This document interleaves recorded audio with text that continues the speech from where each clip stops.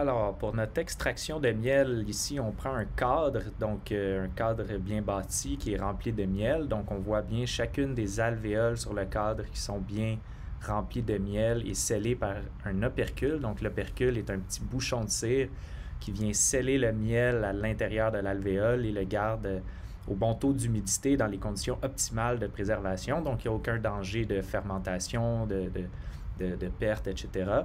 Donc, on a des super conditions pour préserver le miel qui est fait naturellement par la colonie d'abeilles. Donc, la première étape, c'est avec une petite herse à désoperculer. Il faut briser les opercules en surface sur le cadre.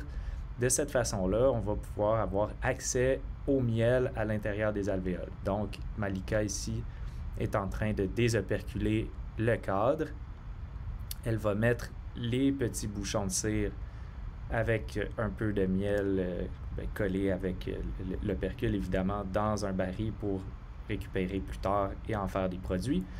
Ensuite, on va se déplacer vers notre extracteur à miel. Donc, avec la force centrifuge, on va faire sortir le miel des alvéoles et donc des cadres. Donc, on va placer un cadre à l'intérieur de l'extracteur. Il y a de la place pour 4, donc on va en mettre 4, un par emplacement. Ensuite, on prend le deuxième, voilà, on le place. Notre troisième cadre.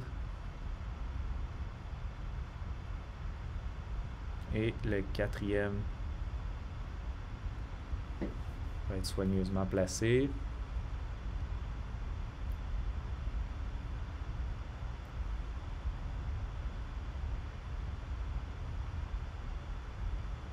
On va simplement tourner la manivelle de l'extracteur doucement.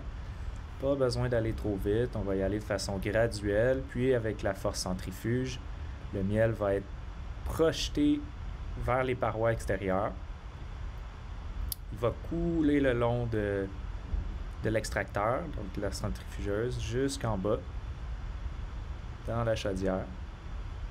Et éventuellement, on va voir le miel couler avec abondance. Alors, on continue à tourner et ça se met à couler abondamment. Et voilà, on a notre miel qui coule et ça va continuer comme ça pour tous les cadres avec du miel. Donc, cette année, on a 2 hausses de 10 cadres remplis de miel. Donc, ça fait 20 cadres en tout. Et une fois que le miel tombe comme ça, là, extrait des cadres dans la chaudière, ensuite, on va le laisser décanter pendant 3 jours environ. Puis, il y a de l'écume qui va monter à la surface avec tous les résidus là, qui sont dans le miel. Donc, évidemment, c'est un produit naturel, donc il peut y avoir des petites particules de la ruche, des petits morceaux d'abeilles, tout ça, c'est tout à fait normal. Tout ça va monter à la surface dans la chaudière en 3 jours. Puis, avant de mettre en pot, on va faire une filtration rigoureuse.